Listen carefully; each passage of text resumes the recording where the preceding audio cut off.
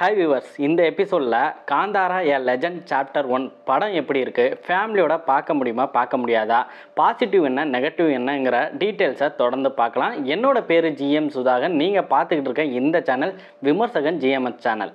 நான் movie reviews, web series review, trailer ரிவ்யூனா ரெகுலராக அப்லோட் பண்ணிட்டு வரேன். நம்ம சேனலை மறக்காமல் சப்ஸ்கிரைப் பண்ணி வச்சுக்கோங்க. இந்த படத்துக்கு கண்டென்ட் ரேட்டிங் U/A 16+ கொடுத்துருக்காங்க. நீங்கள் ஃபேமிலியோட தாராளமாக போய் பார்க்கலாம். ஆனால் 16 வயசுக்கு கீழே உள்ள பசங்க இருந்தாங்கன்னா கண்டென்ட் ரேட்டிங் 16+ கொடுத்துருக்காங்க. ஒன்றும் இல்லைங்க, வயலன்ஸ் ரொம்ப அதிகமாக இருக்குது, பிளட் கண்டென்ட்டும் இருக்குது. அதை கொஞ்சம் ஞாபகம் வச்சுக்கோங்க. சேரா சுதாகர், இந்த காந்தாரா சாப்டர் 1 படத்தை பார்க்கறதுக்கு முன்னாடி நான் 2022 வந்த அந்த காந்தாரா படத்தை பார்க்கணுமான்னு கேட்டிங்கன்னா கண்டிப்பாக நீங்கள் அந்த படத்தை நீங்கள் பார்க்கணுங்க.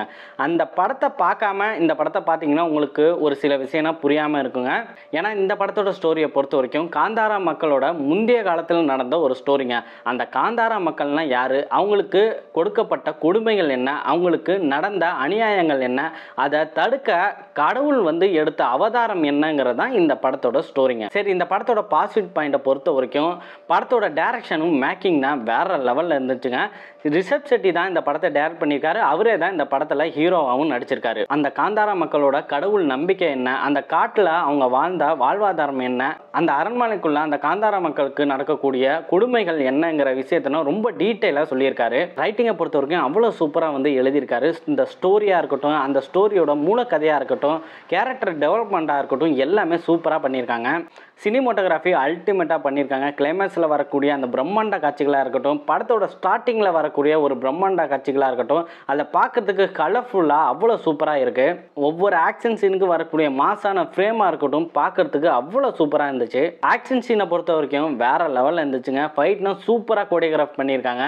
இன்டர்வல் சீனாக இருக்கட்டும், படத்தோட கிளைமேக்ஸ் சீனாக இருக்கட்டும், ஒரு போர் மாதிரியான ஒரு ஃபைட் சீனாக வருது. அதனால் மேக்கிங் பண்ண விதம் அல்டிமேட்டாக இருந்துச்சு. இந்த படத்துக்கு பண்ணப்பட்ட தமிழ் டப்பிங்கும் எழுதின வசனமும் அவ்வளோ சூப்பராக பண்ணியிருக்காங்க. மணிகண்டன் தான் இந்த ரிஷப் செட்டியோட மெயின் கேரக்டருக்கு தமிழ் டப்பிங் பண்ணியிருக்காரு. அவரோட வாய்ஸு அவருக்கு சூப்பராக செட் ஆகுது. படத்தில் சஸ்பென்ஸான ட்விஸ்டான ஒரு சீன்ஸ்னால் இருக்குது. அந்த மாதிரி ஒரு ட்விஸ்ட்டை நீங்கள் எதிர்பார்த்துக்கவே மாட்டீங்க. உங்களால் கண்டே பிடிச்சிருக்க முடியாது. ஏன்னா அவ்வளோ சஸ்பென்ஸாக கொண்டு போயிட்டு அந்த ட்விஸ்ட்டை ரிவீல் பண்ணுவாங்க. கேரக்டர்ஸோட பர்ஃபார்மன்ஸை பொறுத்த வரைக்கும் ரிஷப் செட்டி பெர்மாங்கிற ஒரு கேரக்டரில் நடிச்சிருப்பாருங்க. அந்த கேரக்டரை அவர் அப்படியே உள்வாங்கி வேற லெவலில் நடிச்சிருக்காருங்க.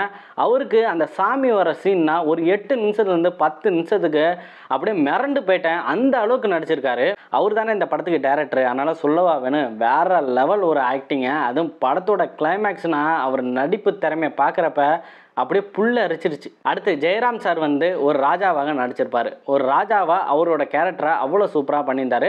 அவருக்கும் கிளைமேக்ஸில் ஒரு சஸ்பென்ஸான ஒரு சீன் வச்சுருக்காங்க. சூப்பராக மனுஷன் நடிச்சிருந்தார். அடுத்து ருக்மணி, இவங்க இளவரசின்னு ஒரு கேரக்டரில் நடிச்சிருப்பாங்க. ராஜாவோட பொண்ணாக தான் நடிச்சிருப்பாங்க.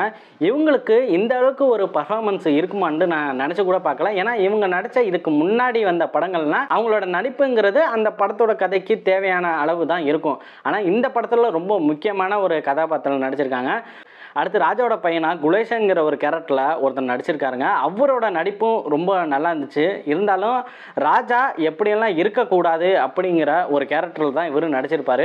அவரோட வில்லத்தனம் சூப்பராக இருந்துச்சு. நல்லாவும் நடிச்சிருக்காருங்க அந்த கேரக்டரை ஏற்று. இந்த படத்தில் நடித்த சக நடிகர்கள் அவங்களுக்குன்னு கொடுக்கப்பட்ட அந்தந்த போர்ஷனை ரொம்ப சூப்பராக நடிச்சிருக்காங்க. நம்ம மைண்டுக்கு நிற்கிற மாதிரி நிறைய கேரக்டர்ஸ்லாம் இருக்குங்க. நம்மளை போர் அடிக்காமல் கொண்டு போகிற காமெடி கேரக்டர்ஸும் இருக்குது. அடுத்து படத்தோட மியூசிக் சூப்பராக பண்ணியிருந்தார். அஜினி சிங்கூரை தான் இந்த படத்துக்கு இசையமைச்சிருக்காருங்க. ஒவ்வொரு ஃபைட் சீனுக்கு வரக்கூடிய அந்த த்ரில்லர் சீனாக இருக்கட்டும், அதுக்கு பண்ணப்பட்ட அந்த பிஜிஎம்மாக இருக்கட்டும், சூப்பராக இருந்துச்சுங்க. சாங்ஸும் ஒரு சில சாங்ஸ்லாம் கேட்குறதுக்கு நல்லா இருந்துச்சு. முக்கியமாக படத்தோட பேக்ரவுண்ட் மியூசிக் தாங்க வேற லெவலுங்க. அந்த பிரம்மாண்ட காட்சிகள்லாம் பார்க்குறதுக்கும் ஒரு புல்லரிக்கிற சீனாக இருக்கட்டும், அதுக்குன்னா இந்த மியூசிக் கேட்குறதுக்கு அவ்வளோ சூப்பராக இருந்துச்சுங்க. இந்த படத்தோட நெகட்டிவ் பாயிண்ட்டை பொறுத்த வரைக்கும் இந்த காந்தாரா எ லெஜண்ட் படத்தை இப்போ தான் ஃபஸ்ட் டைமாக நான் பார்க்குறேன் அப்படின்னா இந்த படம் உங்களுக்கு ரொம்ப லென்த்தாக இருக்கிற மாதிரி தோணுங்க. ஃபஸ்ட் ஹாஃப்னா பார்த்தீங்கன்னா கொஞ்சம் லென்த்தாக தான் போகும், செகண்ட் ஹாஃபும் லென்த்தாக தான் போகும். டோட்டலாக ஒரு 2.5 மணி நேரத்துக்கு மேலே தான் இந்த படமே இருக்கும். ஒரு சில விஷயம்னா உங்களுக்கு டீட்டெயிலாக சொல்லுவாங்க, அது உங்களுக்கு போர் அடிக்கிற மாதிரி போகலாம். இந்த படத்தோட ஃபஸ்ட்டு பார்ட்டை நீங்கள் பார்த்துட்டு இந்த படத்தை நீங்கள் டேரெக்டாக பார்க்குறீங்கன்னா உங்களுக்கு ஒரு கனெக்டிங்காக இருக்கும். அதனால் உங்களுக்கு போர் அடிக்காமல் இந்த படமும் போகும். எனக்கு பர்சனலாக இந்த படத்தில் நெகட்டிவ்னா எனக்கு தோணவே இல்லைங்க. இந்த படத்தை பார்த்தேன், என்ஜாய் பண்ணேன். அதை வந்து அப்படியே உங்கள்கிட்ட நான் சொல்கிறேன், அவ்வளோதாங்க. ஓகே கைஸ், இந்த படத்தை ஃபேமிலியோட தேட்டரில் போய் பாருங்கள், ஒரு விசுவல் ட்ரீட்டாக இருக்கும். இந்த வீடியோ உங்களுக்கு பிடிச்சிருந்துச்சுன்னா லைக் பண்ணிக்கோங்க, ஷேர் பண்ணிக்கோங்க, கமெண்ட் பண்ணிக்கோங்க.